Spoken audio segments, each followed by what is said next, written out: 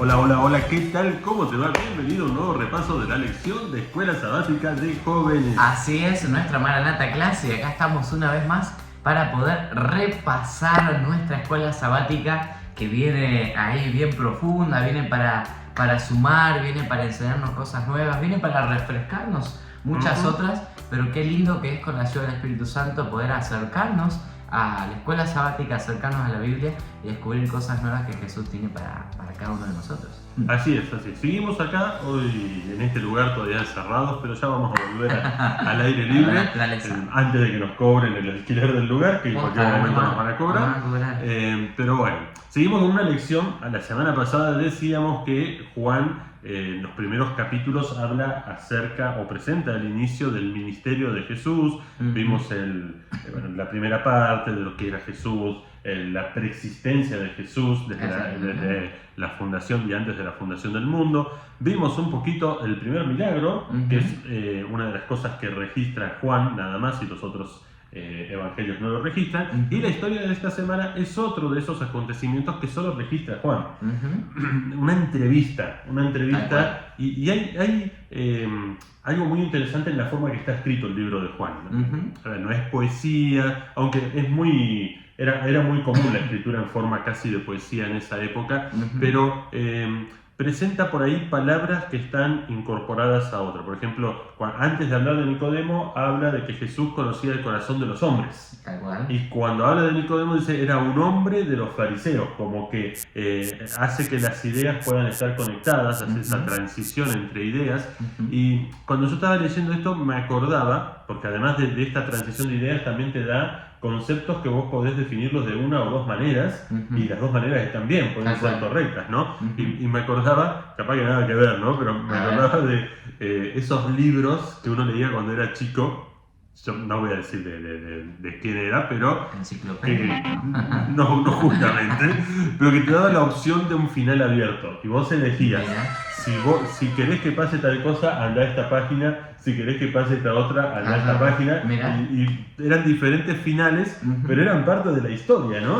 Y esto de Juan, escribiendo de esta manera, a mí me da esa sensación. O sea, vos podés, por ejemplo, interpretar un versículo con una idea, un concepto, y con otro concepto también. Por ejemplo, el de la preexistencia, el concepto de Jesús en la creación y el concepto de Jesús antes de la creación, y ambos están bien, ¿no? Porque desde antes de la creación estaba esa preexistencia, antes de las personas que vivieron en ese momento en la creación, y antes es un poco lo que la lección presenta el primer día, antes de este hombre de los fariseos que tiene esa entrevista, un rabí, un maestro que va a entrevistarse face to face con Jesús, con el otro maestro. Me preguntó, antes de hacer esto y sumándolo a lo que decís, la otra vez me preguntó alguien por qué es que Juan registraba estas cosas y por qué los otros evangelios no. O Lucas, un Mateo, un Marcos.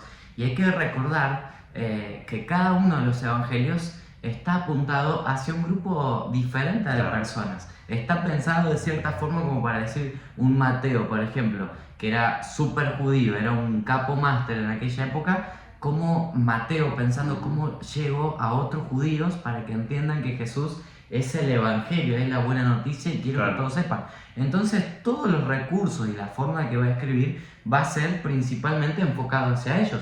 Que después yo saque lecciones para mí, eso es excelente, es lo lindo de la Biblia. Al igual lo tiene Marcos y al igual lo tiene Lucas, y lo mismo lo va a tener Juan. Cada uno de ellos tiene esa necesidad de expresar algo diferente de Jesús de acuerdo a la gente que creían o que Dios les mostraba que tenían enfrente de ellos. Exacto, y en la diversidad de los discípulos también encontrabas esa diversidad de estilos. Tal cual. ¿No? Porque, por ejemplo, en los 4 evangelios vos tenías uno que había sido publicano, es decir, un tipo, alguien contable que llevaba las cuentas del gobierno. Tenés uno que era doctor, Lucas, tenés alguien que era pescador como Juan, pero que tenía un vínculo muy especial con Jesús, más cercano, y tenés alguien que era más joven, que la Biblia no dice mucho a qué se dedicaba, pero que fue discipulado más adelante por Pablo y por Bernabé. Y un médico, como decíamos Lucas, que a él le contaron, o sea, él no lo vivió, o sea, a él vinieron y le contaron. Entonces, está bueno, ¿no? Eso de poder y cada uno su orientación a un grupo de personas. Tal cual. No es que esté mal, no es eso que esté mal, no, porque uno dice una cosa y porque dice otra. No, simplemente.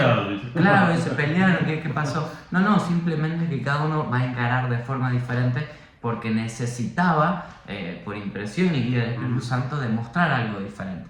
Pero cuando uno estudia se da cuenta que todo lo que está en los evangelios es súper necesario para entender y comprender y fortalecer nuestra relación con Jesús y entender más sobre nuestra salvación. Entonces, volviendo con esto, tratando de entender qué pasaba con la vida, se acerca a este que decías vos.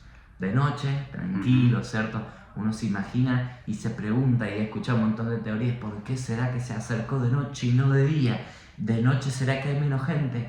Y da la sensación, ¿cierto? Que como que de noche, a oscuras, que nadie vea, que no sepan que ando por acá. Bueno, no lo sé, son aplicaciones que uno hace que sí, que naturalmente pasa, ¿cierto? Entonces se acerca y no va, y Juan va a dejar bien en claro quién es. No es simplemente esta persona, no es simplemente Nicodemo, no es Nicodemo simplemente, sino es un líder. Y no es siempre cualquier líder, es un líder religioso. Claro. Y no cualquier líder religioso, es un líder religioso judío de los fariseos. Entonces nos mete en un panorama de quién se está acercando.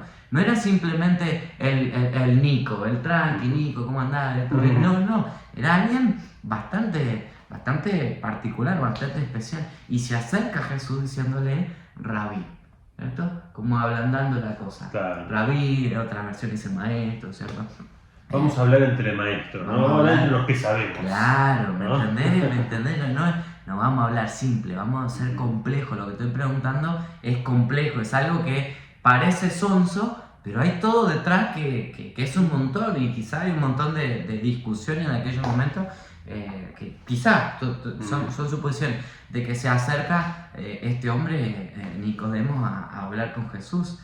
Entonces se acerca y conversan ahí, y cómo hacemos, y cuál es la necesidad principal, cómo sé yo realmente que lo que estás haciendo es de verdad, viene de Dios, claro. ¿Qué pasa? ¿Qué hay con todo esto? Entonces, pregunta que muchos todavía se hacen en la iglesia por ciertas cosas, ¿no? Tal cual. Esto es de Dios, esta música, este sermón, este pastor, este capellán, bueno. Todo esto es de Dios. Capaz que antes de, y siguiendo con lo que preguntaba Nicodemo, pero me gusta la lección presenta esta contrapartida entre la luz y la oscuridad, justamente hablando de la noche y de la oscuridad en las sombras de la noche, dice alguna versión. Habla de Jesús como la luz y Nicodemo en la oscuridad, pero con propensión a aceptar la luz. Tal cual. O sea, él va en el medio de la oscuridad a buscar la luz, ¿no? Está bueno ese concepto. Y esa luz siempre disponible, siempre con los brazos abiertos para encontrarnos, ¿cierto?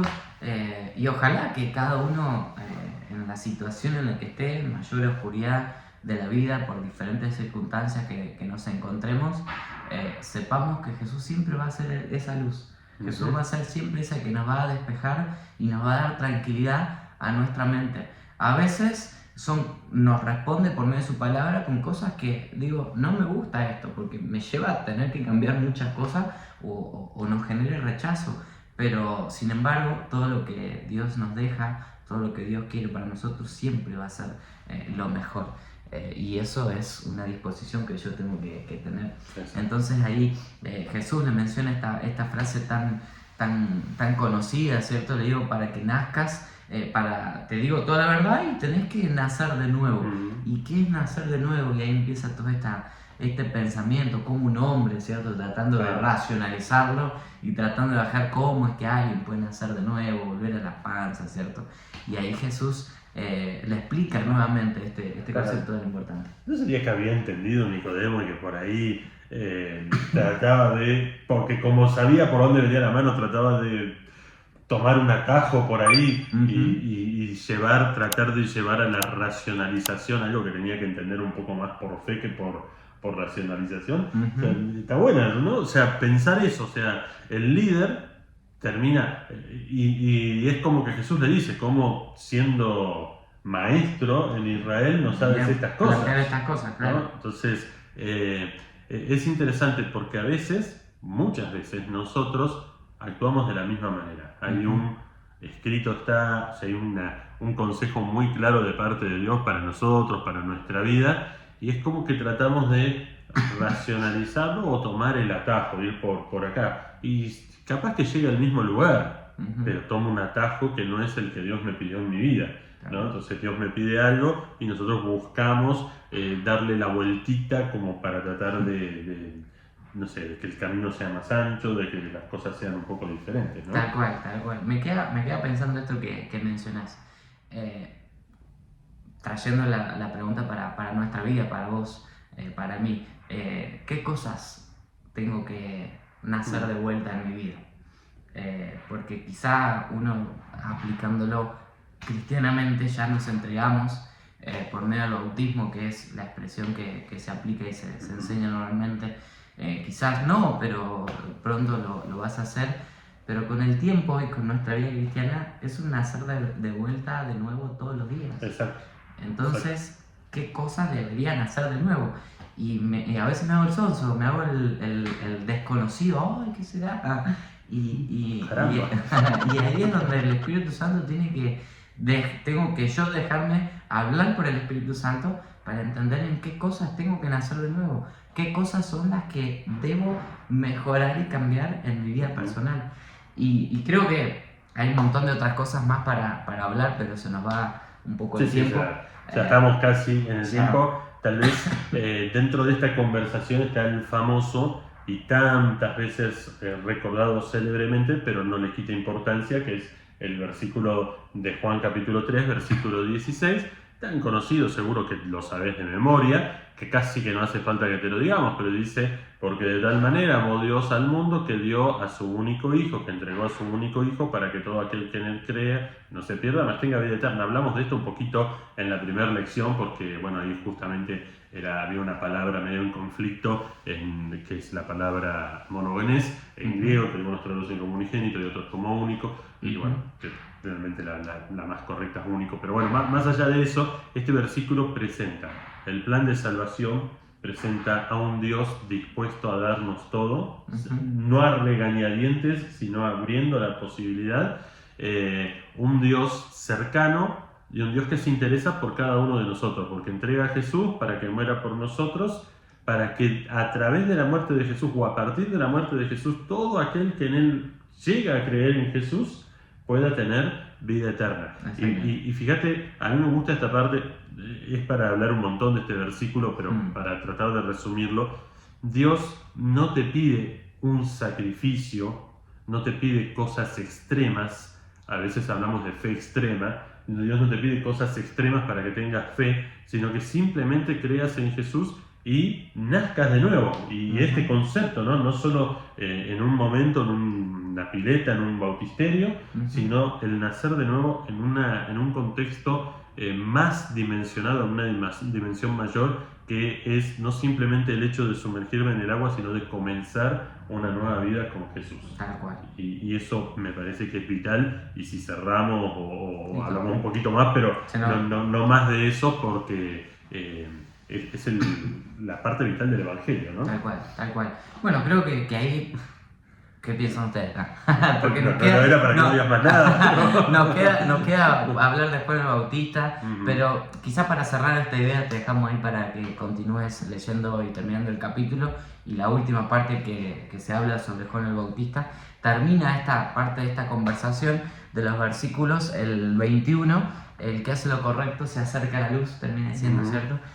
Para que otros puedan ver lo que Dios quiere, ¿cierto? En este contraste que habíamos empezado a hablar en su inicio. El que se acerca a la luz termina haciendo lo correcto, vos te estás acercando a la luz, vas a ver lo correcto, y en el contexto de es de noche, claro. Vos viniste hacia acá, ahora la pregunta es ¿qué vas a seguir haciendo? Nicodemo, ¿qué vas a hacer? No importa cuán profunda se vea la noche, no importa cuán oscura se vea la noche, todos tenemos la posibilidad de llegar a la luz acercándonos a Jesús como hizo Nicodemo, ¿no? Hay muchos Nicos por ahí, o habemos muchos Nicos por ahí que necesitamos esa entrevista personal con Jesús. Tal cual. Lo dejamos en tu corazón. Perdón, te interrumpí. Sí, iremos también. Ahí está, lo dejamos en tu corazón. Deseamos que puedas disfrutar de la lección de esta semana, del repaso de la lección de esta semana en tu iglesia. Un sábado muy especial. Tal cual. Porque es su día, pastor. Es su día, pastor. Así que déjanos un regalo. Perdón. Y de todas las personas que ministran de alguna forma, ¿no? Todas dentro de la iglesia. Los ministerios las vocaciones ministeriales, al revés. Lo dejamos entonces en tu corazón, deseamos que puedas disfrutar y ¿por qué no? En esta vez, en lugar de un saludo, un comentario de la lección, dejar un saludo a tu pastor, porque es el día, ahí, o de un pastor tal vez que no sea tu pastor en estos momentos, que vos te acuerdes, que haya hecho algo interesante por vos, algo importante, que lo sientas importante en tu vida, dejarle un saludo ahí. Déjenle un saludo también al pastor. Hay un montón, que el pastor, ¿cuántos miembros tiene tu iglesia? No. La escuela tiene, el pastor es del CAC, hace 400 alumnos. Es una iglesia más grande que muchas de las iglesias que tenemos en nuestro campo, ¿no? Así que si alguno de los chicos está viendo, también déjenle el saludo al CAP. Nos vemos la próxima semana en un nuevo repaso de la lección de Escuela Sabática de Jóvenes. Así es, nuestra Maranatha. Chau, chau.